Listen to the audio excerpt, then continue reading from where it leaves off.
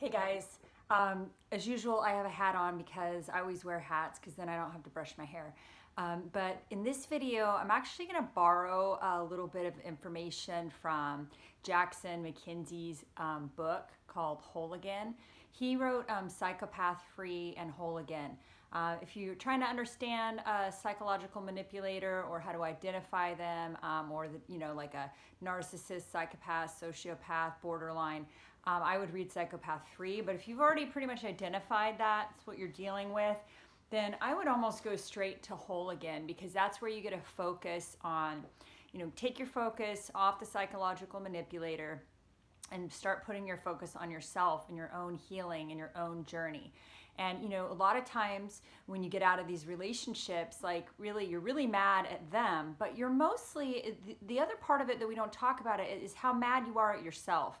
You're mad at yourself because you didn't see it coming, you didn't have clean boundaries, you allowed abuse. And when I say allowed abuse, I am not blaming you as the victim. You did not, you are not responsible for somebody else's abuse, but we are responsible for getting ourselves out if we can identify that that's what we're in. I understand if you were with a covert narcissist or a sociopath, it can be very, very hard to tell.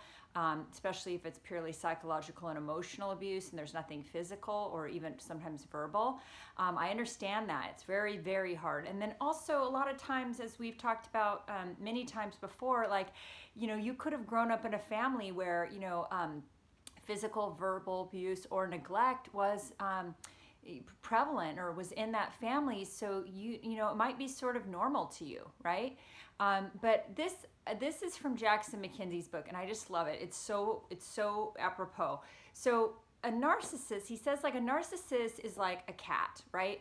It's a cat that really wants to be a dog, and so, or who pretends to be a dog. And so the cat's running around pretending to be a dog.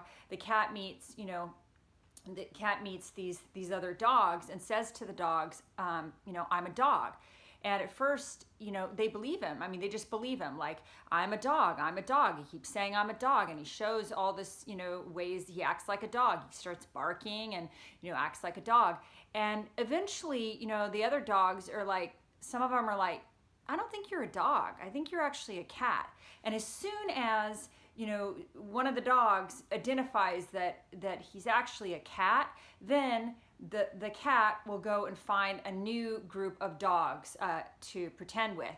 So, it's sort of a really funny analogy, but it's like that. Like, look, a narc is like pretending to be, especially covert narcissists, they're pretending to be nice people. They put on that mask and, they're not. They're really not, because in order to be a nice person, you have to have nice behaviors. And, cheating, lying, gaslighting, stealing, psychologically manipulating, being smug and superior, thinking you're better than others, master manipulating people, like none of that's nice. That's just not nice, right? It's not kind behavior. So, again, it's the cat that's pretending that it's a dog, right? The duplicitous person pretending that they're honest. So that's what you're dealing with. But I hope that's a good analogy. And then I have another really funny one for you.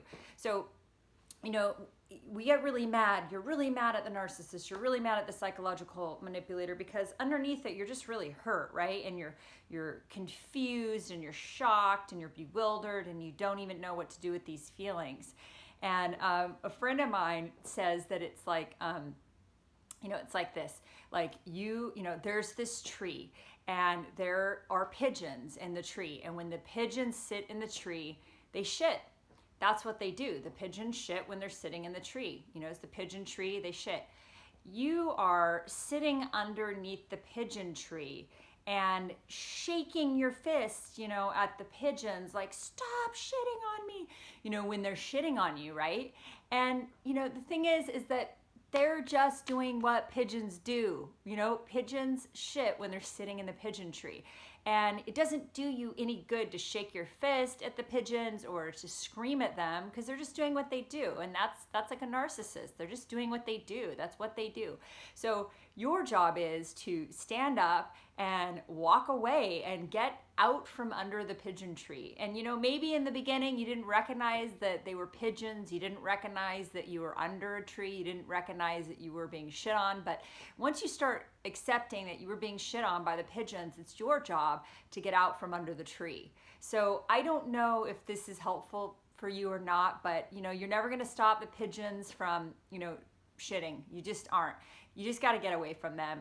You're never going to be able to change a narcissist. I mean, maybe they can change, maybe they can't. Some therapists think they can never change. I tend to have the belief that all people can change if they make the decision to do so, but you will never change them. There is nothing that you're going to be able to do that is going to change the narcissist, or anyone for that matter, because we don't really have control or power over other people. We can't make them change or fix them, and it's not your job. And if you think it's your job, and if you've been putting all this effort and energy into like fixing the narcissist or getting them to see the error of their ways, or trying to get them to apologize for their behaviors, or even quite frankly to be accountable, these are people that they're not going to be accountable. Like, the only way you could do that is legally, if you have some evidence and you want to fight really hard in that court, which I find exhausting and a waste of my time for the most part, but maybe you feel differently.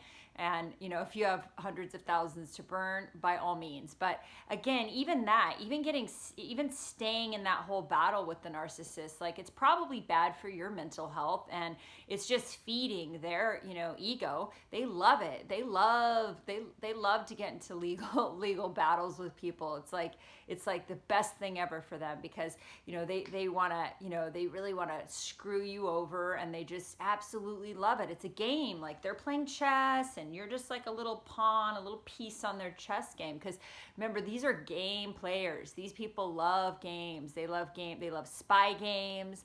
They love to win. And for them to win, remember, it's a zero-sum game. Like, you've got to lose. And that means, even if you were married to one for 10 or 20 years, you thought they were the love of your life, you thought everything was cool, like, they will be most happy if you're like on the streets, living in like a cardboard box, like begging for, change. Like, that's seriously how they look at things. They have a scorched earth policy.